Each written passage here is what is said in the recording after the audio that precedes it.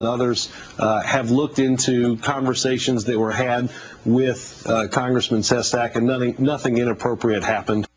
All right, so who's lying here? Joining me now with reaction to all of this is Sestak's opponent in the November Senate election, former GOP Congressman Pat Toomey. Congressman, good to see you. Thanks for being here. Or should I say Senator? Well, not yet. All right, the White House lawyers looked at it. This is nothing to worry about here.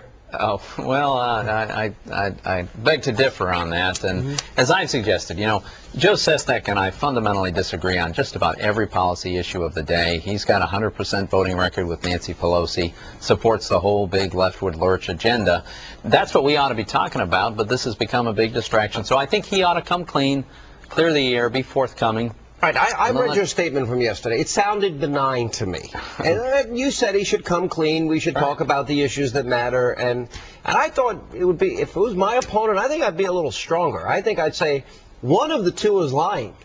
Either he offered a job or it wasn't offered a job.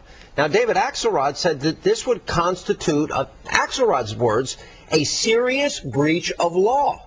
Is this politics or is this about law? Well, you know, if Joe is going to be the man of principle that he says he's going to be in this campaign, I think he would be more forthcoming, and I've said so, and I think he ought to do that. Right. All right. So he's admitted that they offered him a job. He said it repeatedly. Right. Okay. So now the question is, he won't tell the people of Pennsylvania or the country what job was offered. So is that what he needs to come clean on? I think he should relay this conversation. Who did he have a conversation with, and what was he offered?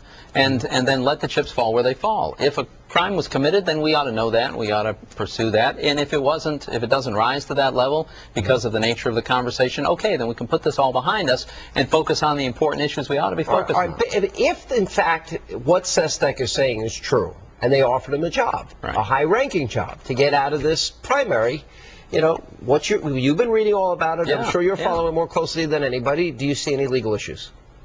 Yes, it seems to me if it actually transpired that way, there is a federal statute that forbids offering a job in return for political favors. Yeah. All right. Now, Eric Holder is actually saying no special counsel. Well, you know, they're making it hard to get to the bottom of this, aren't they? Well, they're refusing to appoint a special counsel. Darrell Issa is asking for one in this particular case. Do you think at some point they're going to have to come clean, or does Robert Gibbs get to do his dance for another, 5 months? You know, I think it's looking increasingly like there's something that they're trying to hide, and if they would come clean on this, I think we'd all be better off. And so hopefully that's what will happen, but I'm not sure what it'll take, Sean. All right, we're going to get into the actual legal aspect of this. Do you think it would be possible, and I guess this is speculation on your part, that a high-ranking member of the Obama administration would be able to make an offer for a high-profile job to get Sestak out of the race without the president's approval? Is that possible? You know, it's a good question. I don't know. I don't know how they're operating within the White House. I don't know what sort of chain of command they're following. You know, I don't know. But it's a legitimate question. Are we getting to the point, what did the president know and when did he know it? If he knew anything about it, but apparently somebody at the White House did. They've acknowledged that a conversation occurred. All right, let's talk a little bit about some of the differences. Pennsylvania, always a hard state for a Republican statewide to win.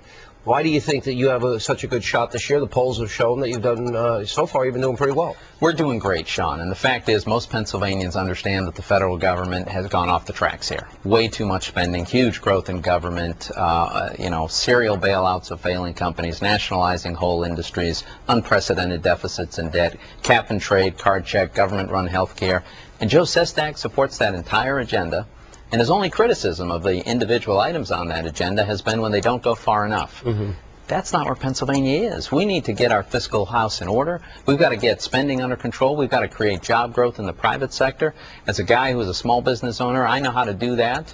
And I think Pennsylvania voters want that kind of change. When we go back to when you challenged Arlen Specter when he was a Republican back in, 6 years ago? Right. A lot of establishment Republicans didn't support you. And you were by far the more conservative candidate. That's true. Then we saw what happened with Arlen Specter. What are your thoughts on Arlen Specter today? Well, I think Arlen Specter stayed around a little too long. He could have gone out as a widely respected man for having spent a lot of time and given a lot of service. But he, had to go for one more race, and I think he overstayed his welcome. All right, Pat Toomey, we're going to be watching this race very, very closely. Appreciate it. Thanks for having me, Sean. Was there a violation of law here?